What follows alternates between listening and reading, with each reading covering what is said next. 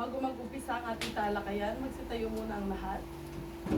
Tayo mananalangin sa ngala ng Ama, ng Anak, at ng Santo. Amen. Panginoon, maraming salamat po sa araw na ito. Nawa po ay magiging maayos ang aming talakayan at maraming salamat po. Maraming salamat po. Mga Ama. Amen. Magandang araw. Magandang araw rin po, Ma'am Leia. Maraming salamat. So ngayon, meron ba tayong liban? Wala. Wala. Wala. Sige, maaari na kayo magsiupo.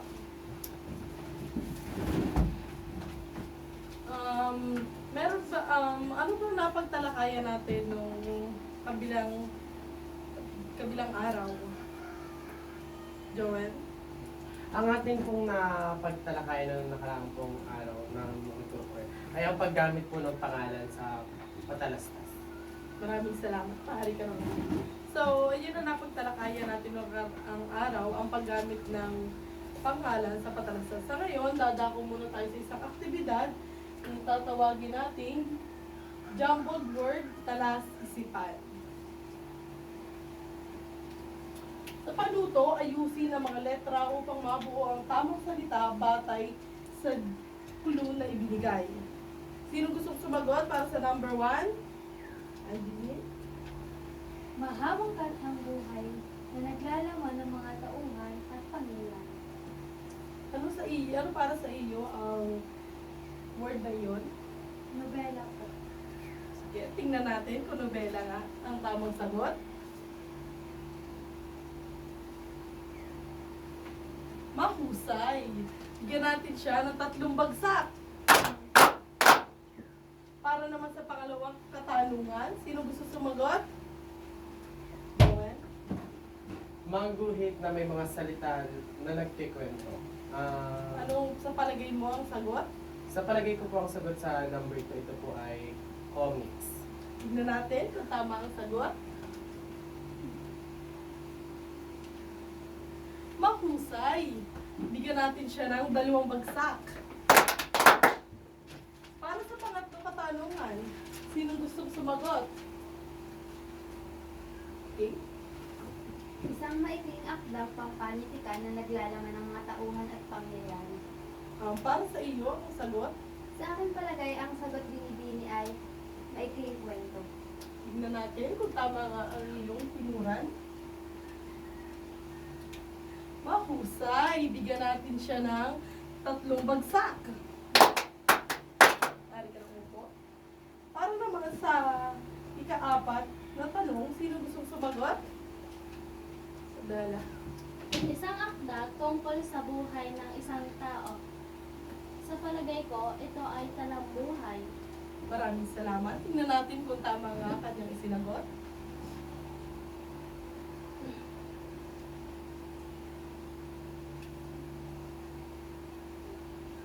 Mahusay. Maraming salamat.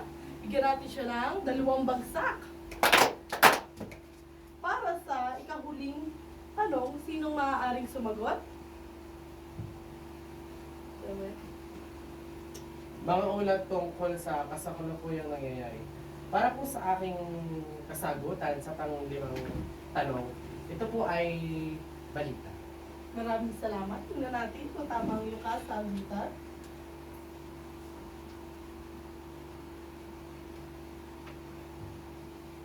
Mahusay. Ibigyan natin siya ng 5 bagsak. Sa ngayon,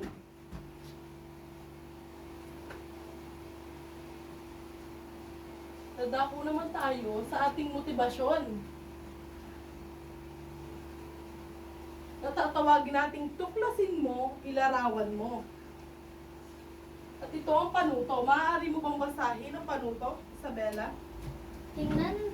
Tingnan natin ang mga larawan na ipapakita ay sulat ang M kung ang nasa larawan ay makakatotohanan at DM kung ito naman ay di makakatotohanan. Maraming salamat. So alam niyo ba ang isusulat niyo? M kung ito ay makatotohanan at DM kung ito ay hindi makatotohanan. Sino gustong sumagot dito sa unahan? Talia, maaari mo ba sagutan ng number 1? Ang sa tingin ko po ang sagot. Punta ka dito sa unahan at isulat mo. Sige mo.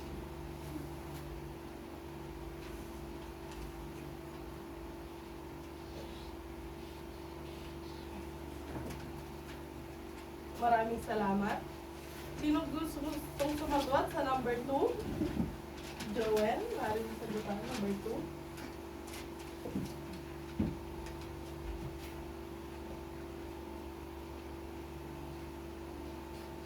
Maraming salamat. Sino naman ang gustong sumagot ng pangatlo? Okay, maaaring sagutan ng pangatlo.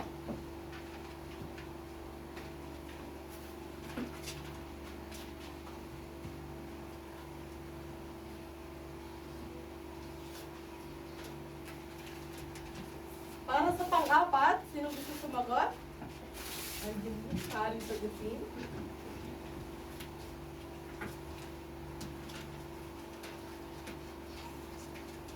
Maraming salamat. Para sa panglima, sino gusto sumagot? Isabella, maaaring sagutan.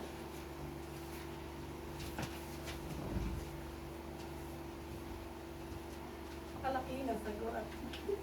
Para naman sa pang-anim, sino gusto sumagot? Okay, maaaring ba sagutan? At sa pang-pito ay si Joel.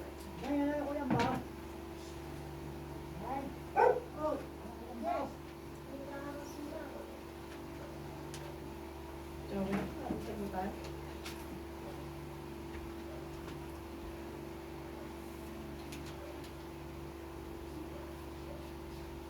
Ngayon, ay aking tatamaan kung tama nga ba ang inyong kasagutan. Para sa alamat ng kapatlaya, tama, ito ay hindi makatotohanan. Para naman sa mapa ng Pilipinas, dahil totoo ang mapa ng Pilipinas, ito ay makatotohanan. At para sa ikatlo, ito ay hindi makatotohanan dahil hindi totoo ang Ibong Adarna. Para naman sa ikaapat, ito ay isang balita o Jordan, ito ay makatotohanan dahil base ito sa katotohanan. Para naman sa diksyonaryo, ito ay katotohanan sapagkat dito nakalimbag ang mga wika na may meaning. Ito ay makatotohanan.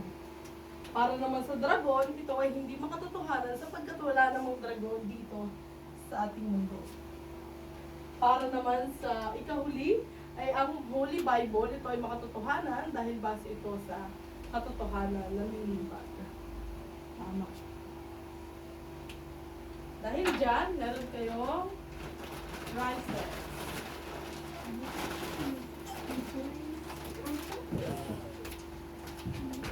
Sa inyo. Salamat.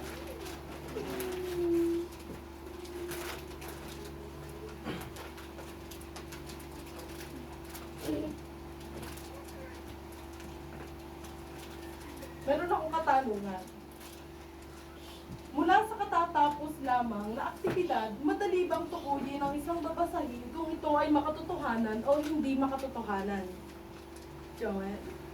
Opo, madali po nating matutukoy sa ating pong aralin dito po yung mga totohanan at di mga totohanan. Kasi galing pa doon po sa ating inyong pinasagutan na alamat po ng player. Alam na po natin na hindi po siya makatotohanan kasi po sa tunay na buhay, wala pong talagang alamat ng nakampalaya. Maraming salamat. Para naman sa ikalawang katanungan, sa iyong palagay, alin sa dalawa ang mas nakaaliw basahin? Ang makatotohanan o hindi makatotohanan kwento? Sino gusto sumagot? Okay. Sa akin pong palagay, hindi natin kailangan pumili sa dalawa. Kasi po, pareho ito ay nakakaaliw. Maraming salamat.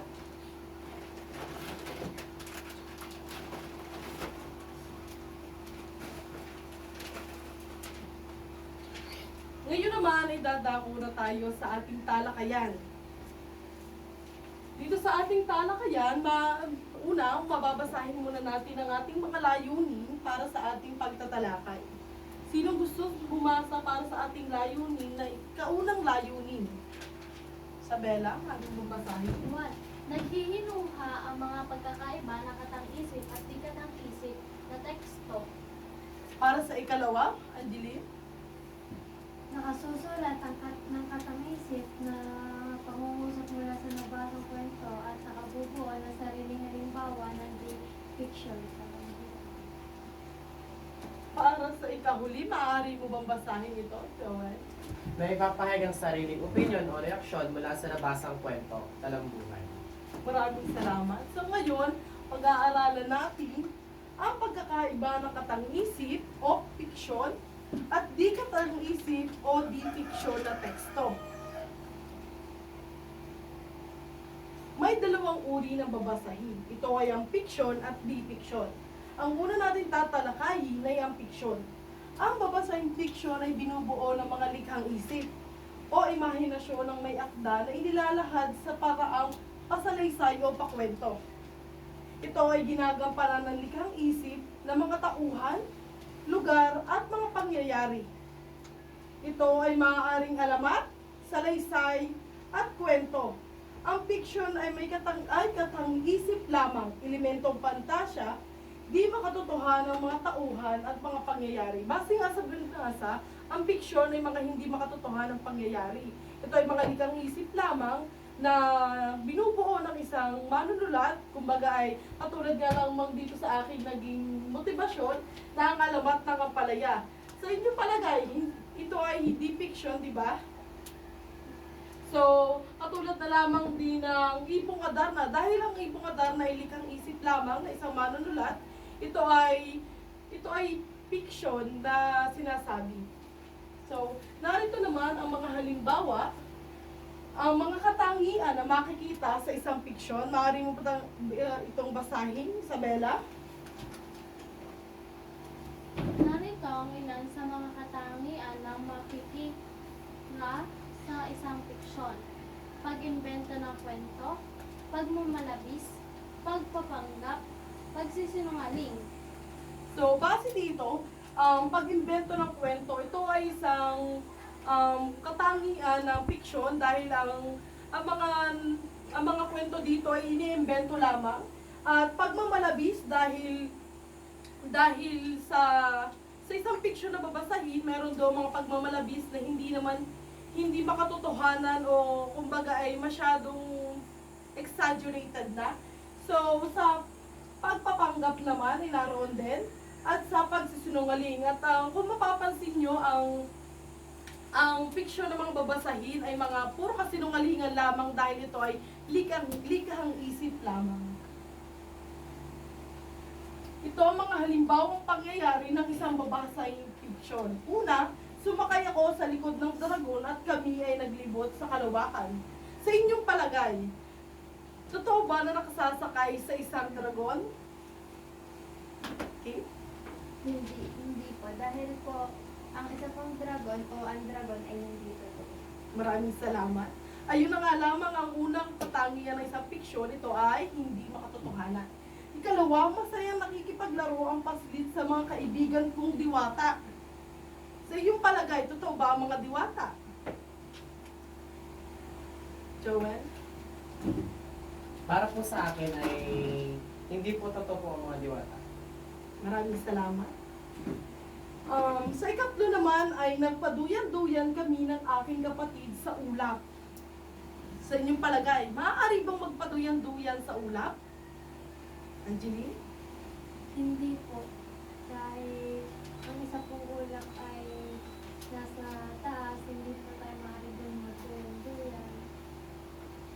Dahil hindi naman po tayo nakakasakay sa ulap. Maraming salamat. Naroon na nga lamang ang mga halimbawa ng fiksyon.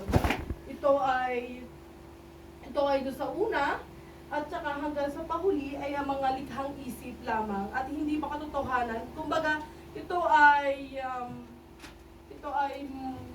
more on likhang isip lamang ng isang manunulat. Ito pa ang ibang halimbawa ng fiksyon. Ang Ibong Adarna, gaya ng ating nasagutan sa motibasyon, ang Florante at Laura. Para naman sa di-fiction, sino maaaring bumasa? Isabela, maaaring bumasa. Di fiction. Ang babasahing di fiction ay kinapapalooban ng mga pangyayari. Ito ay maaaring kalaarawan, editorial, artikulo, sanaysay, o paglalahad, binubuo ng mga makatotohanang pangyayari. Nangyayari ang mga ito sa totoong buhay. At hindi lamang ito nilikha gamit lamang ang imahinasyon ng manunulat. Totoo ang lahat ng mga pangyayaring na isusulat dito sa fiction, lahat makatotohanan at mga bagay ay napupatunayan na. Maraming salamat. So, dito naman sa depiction, ito ay makatotohanang pangyayari. So, kumbaga dito ay makikita nyo, kumbaga ang talong buhay, maaaring ito ay talaga ay isang depiction na babasahin o sulatin. Sinabi dito na ang mga nangyayari na ito ay totoong buhay at hindi lamang nililikha gamit lamang ang imahinasyon ng manunulat. Totoo ang lahat ng mga pangyayaring nakasulat dito. Sa depiction, lahat ay makatotohanan ng bagay na at napatunayan na. So, kumbaga sa balita, makatotohanan nito dahil ito ay totoong nakita o nasaksihan ng mga nagbabalita o reporter. So, narito naman ang may isa ditong halimbawa ako na nainilagay. Ito ay isang talambuhay na halimbawa ng depiction o makatotohanang babasahin o pangyayari.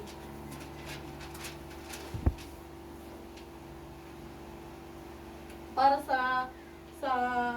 inyong maunawaan, akin itong babasahin.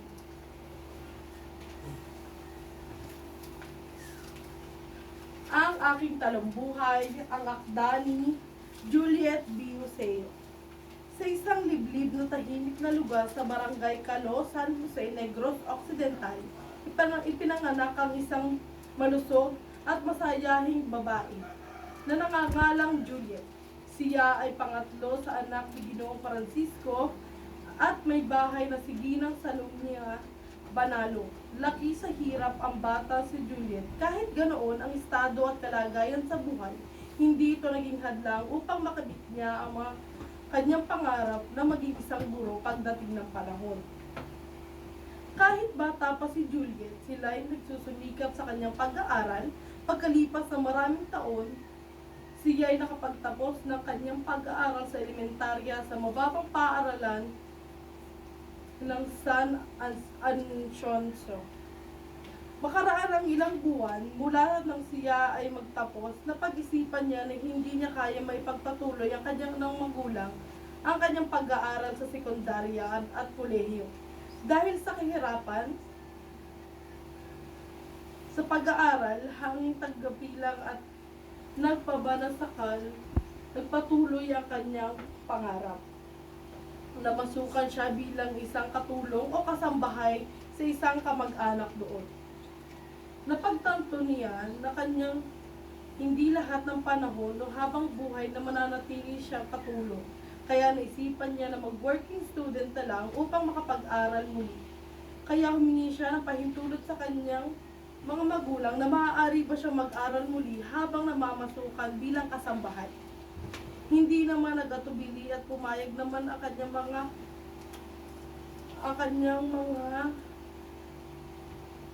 mga magulang para siya ay makapag-aral muli. Doon niya pinagpatuloy ang kanyang pag-aaral sa sekundarya sa mababang paaralan ng Universidad ng Bohol. Ang pagiging guro ang kinuha niya. Pagkaraan ng 6 na taon, natapos niya kursong BE Bachelor of Elementary Education sa taong 2006.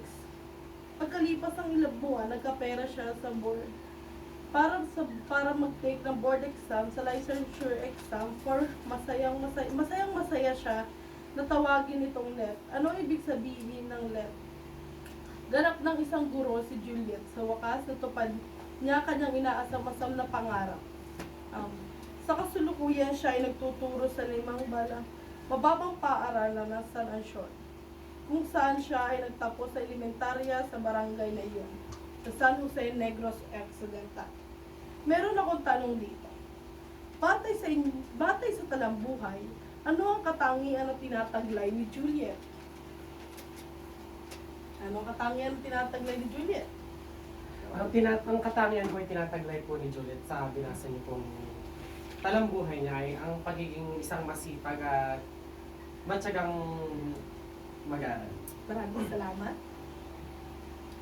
Para sa pangalawa, napatunayan ba ni Juliet na hindi hadlang ang kahirapan upang makamit ang pangarap niya sa buhay? Sino maaaring sumagot? Okay. Opo, dahil po na nakapagtapos po siya kahit po sila po ay mahirap. Maraming salamat.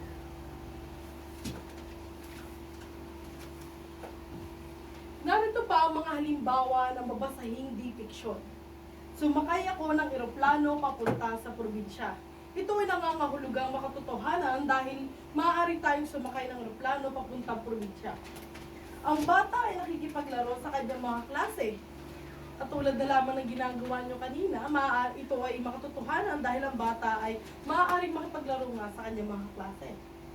Tumalon-talon kami ng aking kapatid sa malambot na kutson. Ito ay makatotohanan pangyayari din dahil makatatalon nga tayo sa kutson. Ito pa ang ibang halimbawa ng depiksyon na babasahin. Ito ay Jose Rizal, ang buhay ng isang bayani o isang talambuhay at ang kasaysayan ng Pilipinas.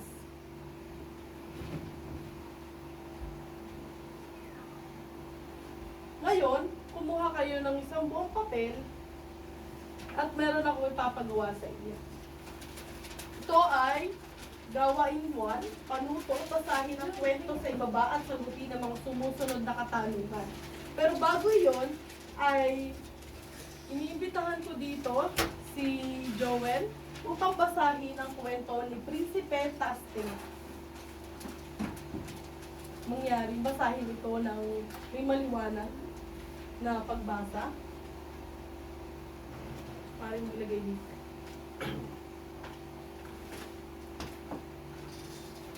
Si Prinsipe Tasting. Sa kaharian at tahimik na may prinsipe, nagangalang Prinsipe Tasting.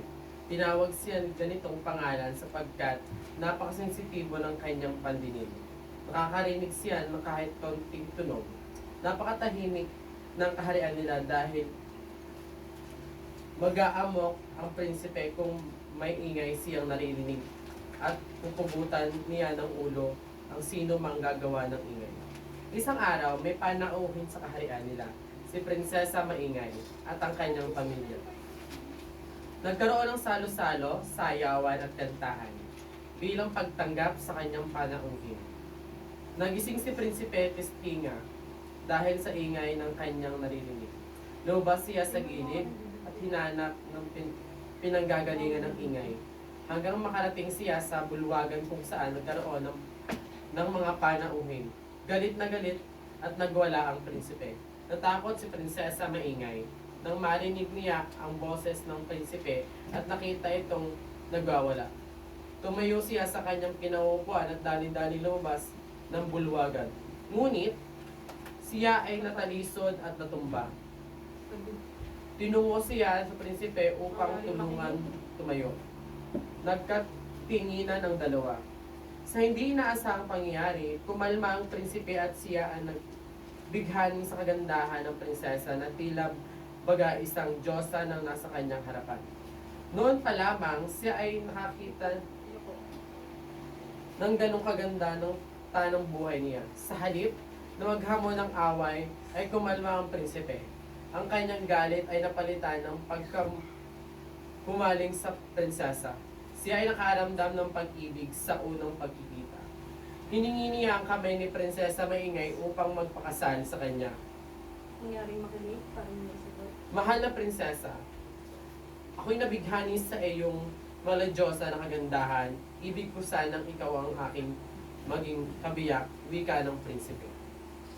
Hindi inaasahan ng prinsesa na iyon ang sasambitin ng prinsipe sa kanya, sapagkat kilala siya sa buong kaharian ng isang malupit na prinsipe. Ngunit nakita ng prinsesa ang katapatan ng prinsipe, kaya sumang-ayon siya sa pagpapasal sa kanya.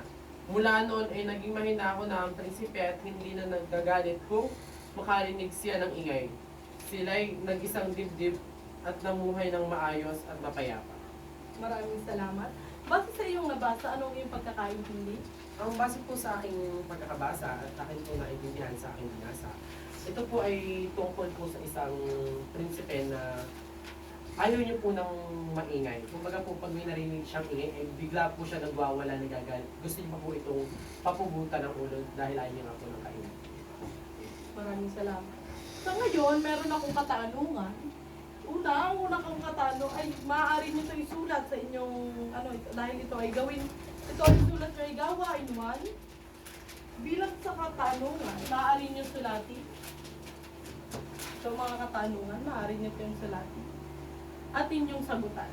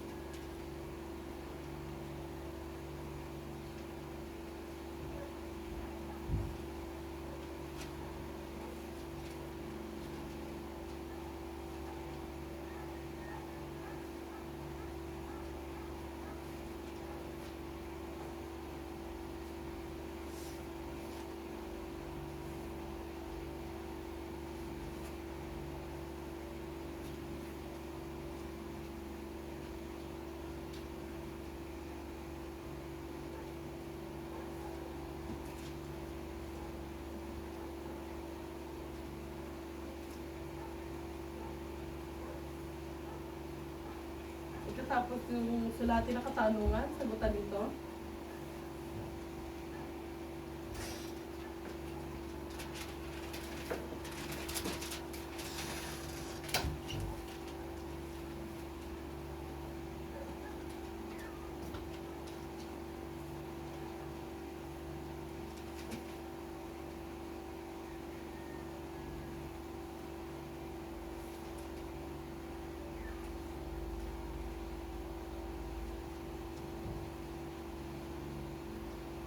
Tapos na ba?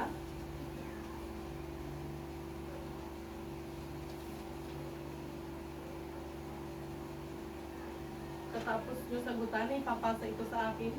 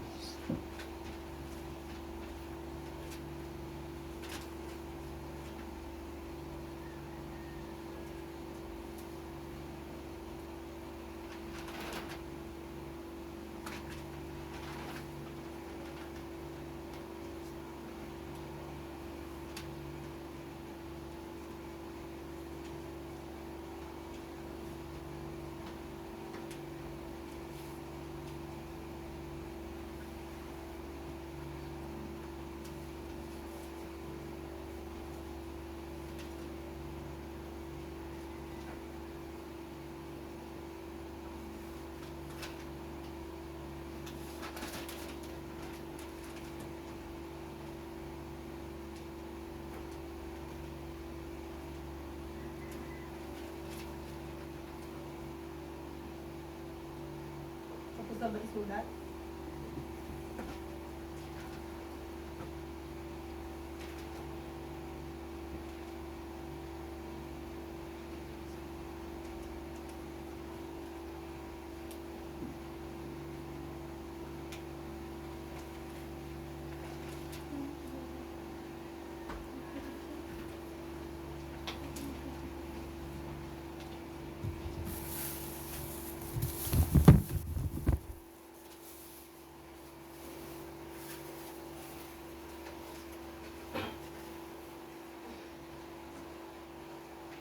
nga, maaari na ito ipasa sa akin.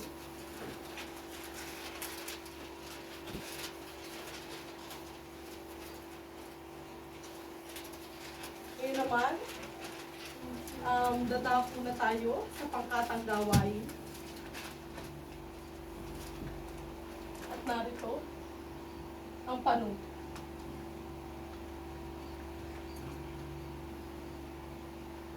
Ito ay dun sa base sa inyong nabasa kanina, susulat kayo ng limang katang isip na pangyayari.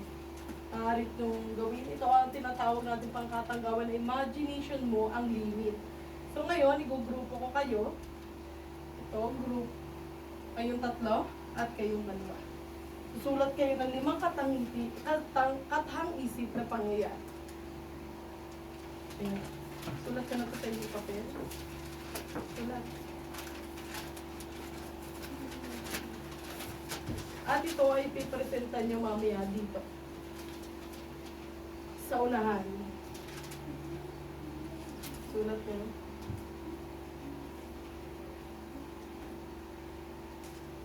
Ang pamantayan sa pagmamarka, ang batayan ng puntos ay nilalaman, 15 puntos, organisasyon, 15 puntos, presentasyon, 10 puntos, kooperasyon, 10 puntos, na may kabuuang 50 puntos.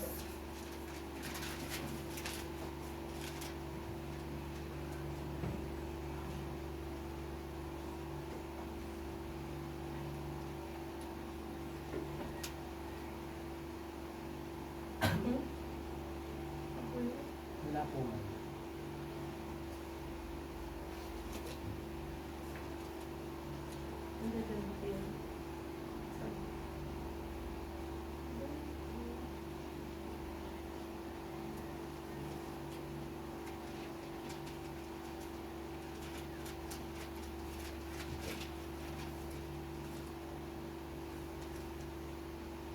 Bali, iisip ka ng 5 katang isip base sa iyong nabasa kanina na pangyayari. Mari ka magbigay na lamang.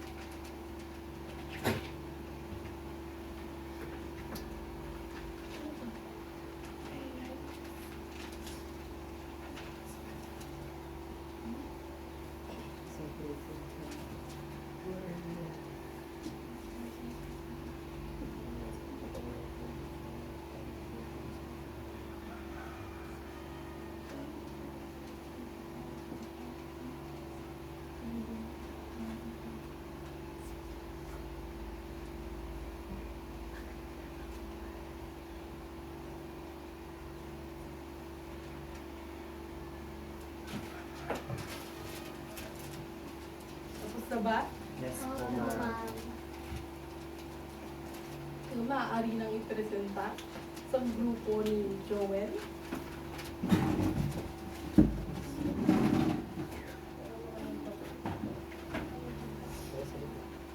Ang pangkapisa.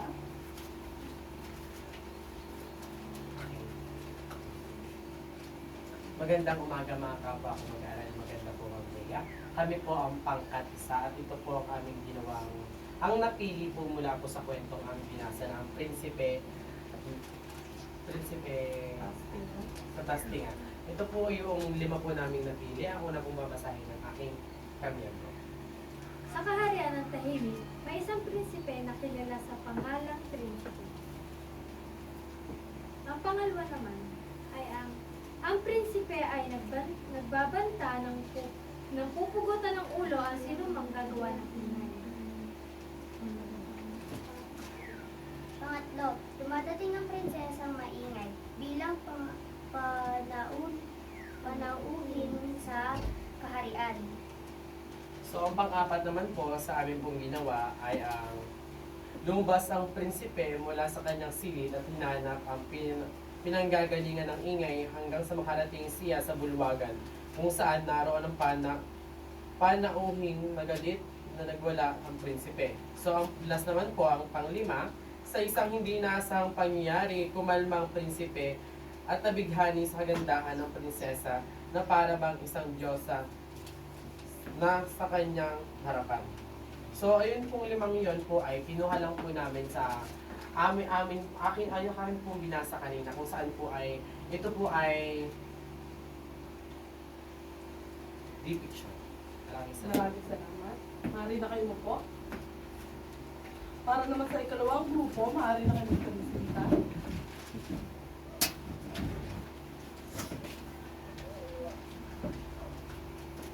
Ito po ang aming naisip mula sa kwento ni Prinsesa. Una, sa tahimik na kaharian, isang prinsipe ang namumuno. Pangalawa, nagbabala ang prinsipe na papatayin niya ang mga sinumang gagawa ng ingay. Isang bisita, si Prinsesang Maingay ang dumating. Hinihingi na ang kamay ni Prinsesang Maingay upang pakasalan sa kanya. Mabighani sa iyong malajosa ng kagandahan. Ibig ko sana na ikaw ay aking maging kabiyak, ika ng prinsipe. Ito lang ang Maraming salamat. Para mangyari, palakpakan ng inyong mga sarili. Para sa group 1, ang puntos na inyo ay sa nilalaman, 14, sa organisasyon, 14 din, sa presentasyon, 10, at sa kooperasyon, 10 na may kabuuang 48. At sa pangkat 2 naman, ang kanilang puntos para sa nilalaman, 13, para sa organisasyon, 14, para sa presentasyon, 10, at para sa okuperasyon ay 10 na may kabuang 47. Maraming salamat. Bagamat dadalawa ang pangkat 2, nagawa nito na maayos ang kanilang nakaatas na gawain. Ngayon, dadako naman tayo sa pagtataya o examination para sa inyong mga natutunan ngayong araw.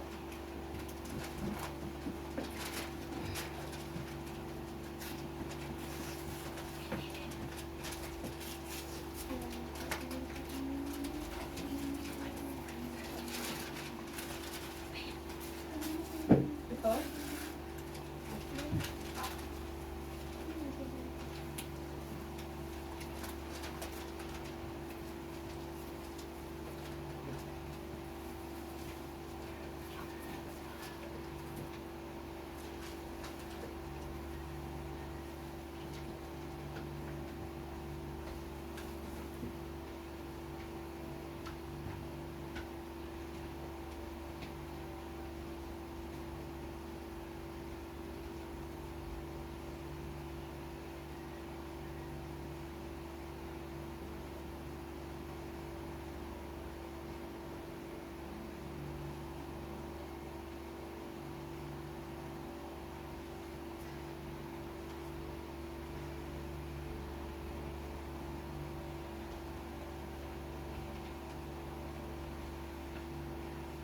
Tumingin lamang sa inyong sagutan.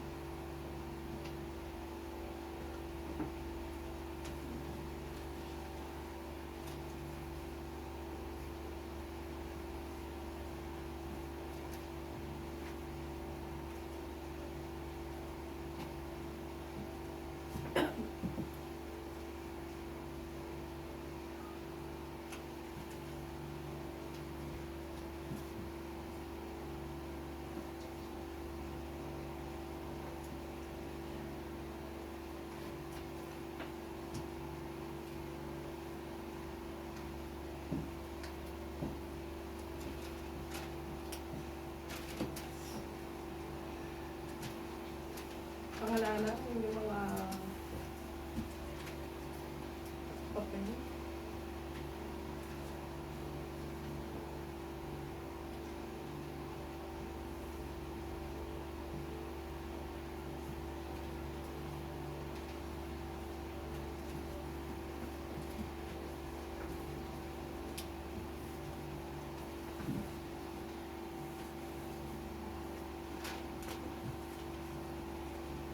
Tapos na ba lahat? Opo.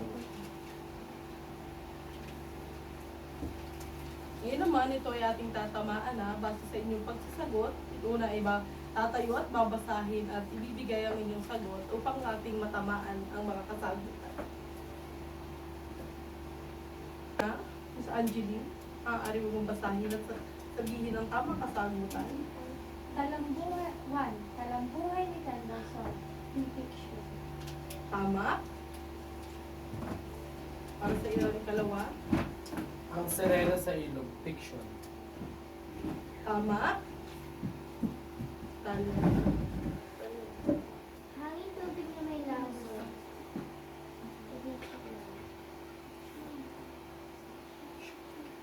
Ang sagot po dito ay fiction. Fiction. Dahil ito ay editorial at base sa makatotohanan ng pangyayari.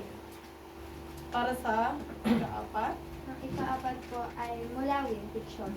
tama.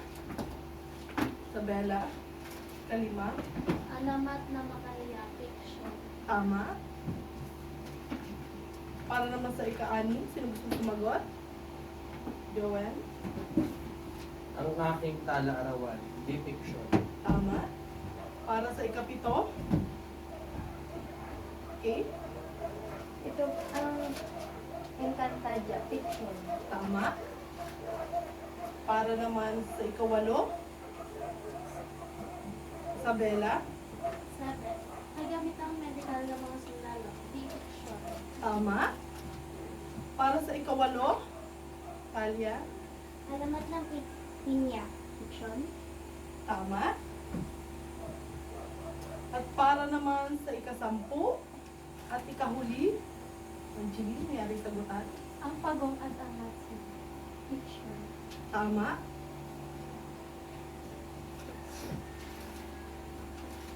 Ngayon, ilagyan ng... Sino ang nakasampu? Taas ang kamay. Ang mga nakasampu? 1, 2, 3. Ang nakasiyam? 7. 8. Siyam. Ay, 7. 6. 5. 4. 3. 2. 1. Maraming salamat. Mahuhusay. Maaari nyo na ipasa sa akin ang inyong mga examination.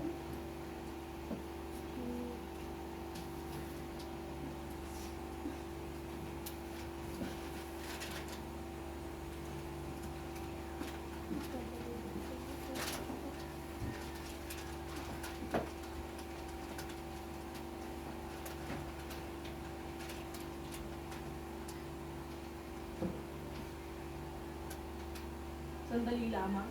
Aking aayusin lang.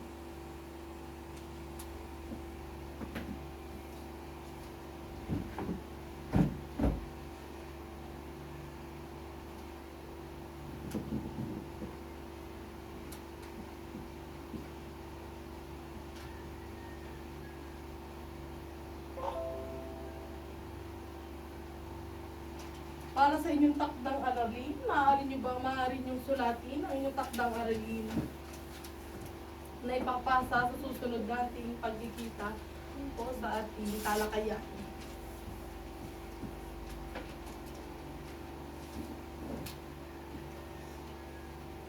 Maaari mo ba tinibigyan ng papel si Joel?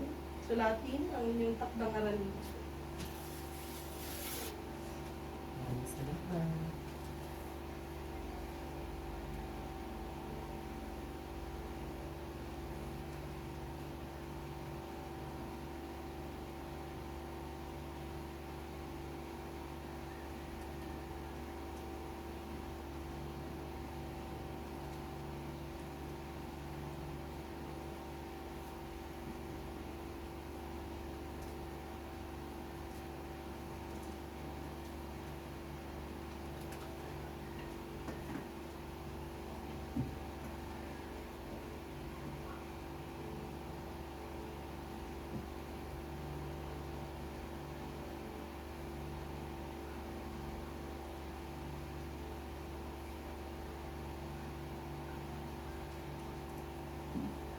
para sa inyong takdang aralin, sumulat ng iyong sariling talambuhay ayon sa iyong karanasan. Mula rito, magbigay ng iyong reaksyon kung ano ang iyong masasabi tungkol sa kabuuan ng iyong nasulat na talambuhay. So, isusulat kayo ng inyong talambuhay at bibigyan niyo ito ng opinion kung anong mga reaction mo at masasabi sa iyong talambuhay.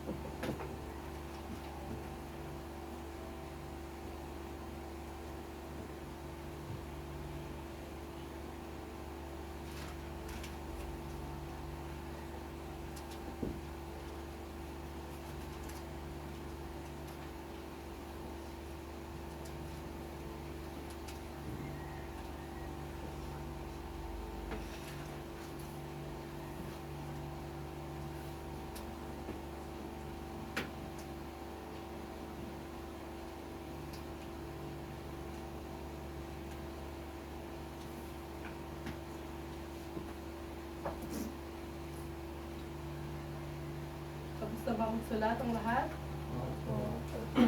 So ngayon naman ay dadakot naman tayo sa inyong sa ating konklusyon. Kumbaga, isasagutin nyo lamang o duduktungan ang natutunan ko na sinong gusto sumagot? Ikaw na. Natutunan ko na ang fiction at depiction ay sadyang may pagkakaiba nga. Sabi nga po ng inyong tinuro ko kanina. So, ang fiction po ay ito po yung mga katang-isip lamang po tulad po ng mga alamat, nobela, mga ibang adarna po, at tsaka naman po ang depiction, ito po yung nagbibigay po sadya ng mga tamang informasyon o kaalaman tulad na lang po ng diksyonaryo, kung saan po makikita po natin po yung mga hinahanap po natin mga salita, kung saan po tayo nahihirapan. Tulad na po ng Holy Bible, kung saan po dito po nakalimbag ang mga ano po ng Panginoon, yun lamang po. Hindi pa maaaring nabatid ko na. Okay? Nabatid ko na hindi lamang po natin dapat alamin kung anong pinagkaiba, kundi ang pinagkapareho nitong dalawang ito.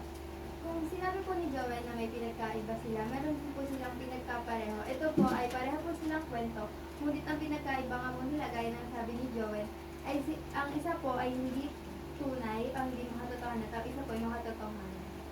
Maraming salamat. Sino pa maaaring sumagot? Isabella? Nabatid ko na po, hindi magkaparehas ang fiction at depiction. Dahil ang fiction ay mga kasinungalingan lamang ang binubuo na kwento nito. Ang depiction ay mga katotohanan ang laman ng kwento. Yun lamang. Maraming salamat. So ngayon ay ito na ang conclusion natin na ang depiction ay mga katotohanan o base sa mga totoong pangyayari at ang fiction naman ay mga likhang isip lamang at hindi ito totoo. Meron pa bang gustong sumagot? Angeline, base sa iyong natutunan ngayong araw? Ang natutunan ko po ngayong araw ay tulad nga po na nasabi na ng tatlo, ang pagkakaroon ng pagkaiba ng depiction at saka ng fiction.